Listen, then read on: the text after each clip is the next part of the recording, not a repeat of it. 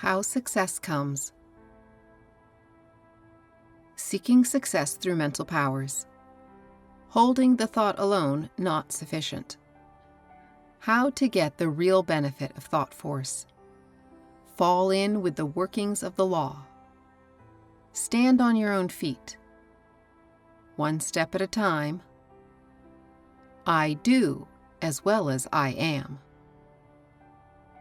Many of the men and women who have been seeking prosperity by means of the powers of the mind have done so by holding the thought, and then folding their hands and calmly waiting for some lucky event to happen, or in other words, for the long sought-for prize to drop down into the laps from out of the nowhere.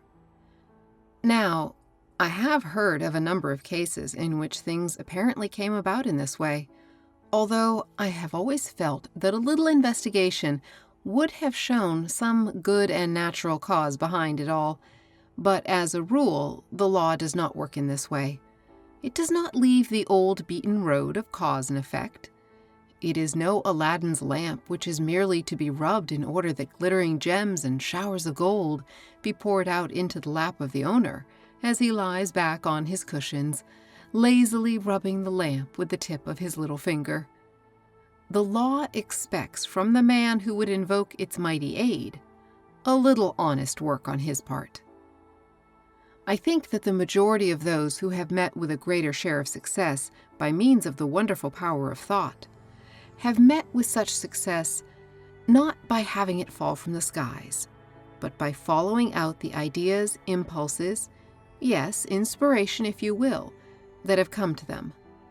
The man who has turned his back upon the old negative mental attitude, who has turned his face toward the rising sun, who has allowed the voice of faith again to be heard, who knows that the law which rules the motions of the worlds and still takes note of the sparrow's fall has his interest at heart and asks but for faith, that man, I say, finds that from time to time ideas will come into his mind just when they are needed, will find that the law takes cognizance of all human needs and has prepared a way to satisfy them.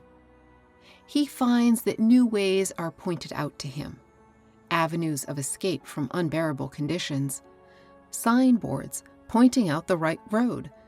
But he must have faith in these little hints from the infinite and must follow them. The law will open the door to you, but will not push you in. And when it finds that you refuse to see the open door, it softly closes it, and not until many weary years have passed do you recognize what you have missed.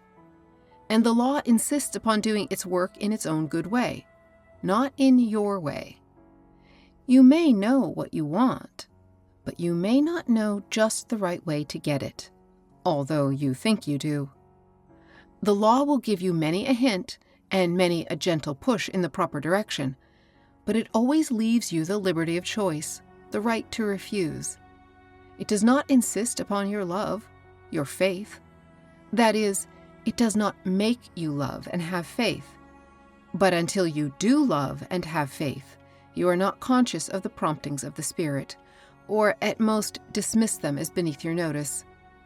Oh, ye of little faith, when will ye learn?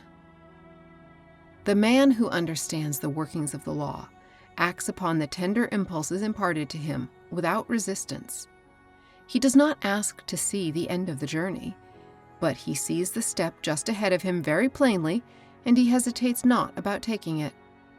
He does not expect the law to bring results and place them in his hand.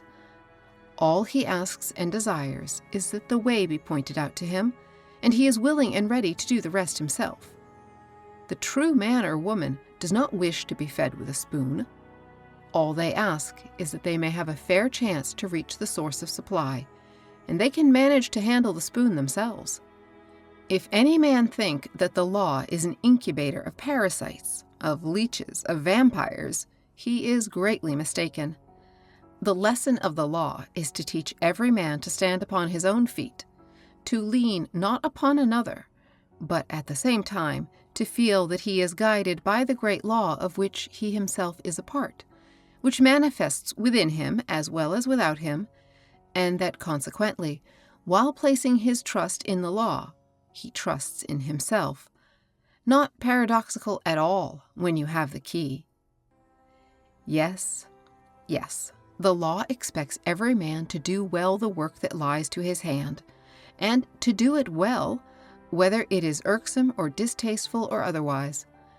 And as soon as he ceases to rebel and beat his wings against the bars of the cage, the way is opened for the next step. And if he does not take that step, he must work away until he learns to take it. And so on and on, the lesson of each task to be learned before the next is presented. Work? Why, certainly you must work. Everything in the universe works unceasingly. When you learn to look upon work as a joy and not a curse, then you are beginning to see your way out of the grinding process. Then you are getting a glimpse of the promised land. Why, bless your hearts, work is the best friend you have. The only trouble is that you have treated it as an enemy, and it has paid you back in your own coin. When you learn to treat it as a friend, it will be only too glad to make up, and you will get along like two old cronies. Now, you people who have been sitting with folded hands and calmly waiting, and complaining that your own has not come to you, listen. You are mistaken. Your own has come to you. That's just the trouble. Your own is the thing you attract, and you have been attracting just what has come to you. Start in today, determined to fall in with the workings of the law, and pay attention to the I do side of things, as well as the I am, and you will receive new light. Great things are just ahead of you, but you must reach out for them. They're not going to drop into folded hands. This is the law. Read by Jennifer Fournier, Marshall, Virginia, USA.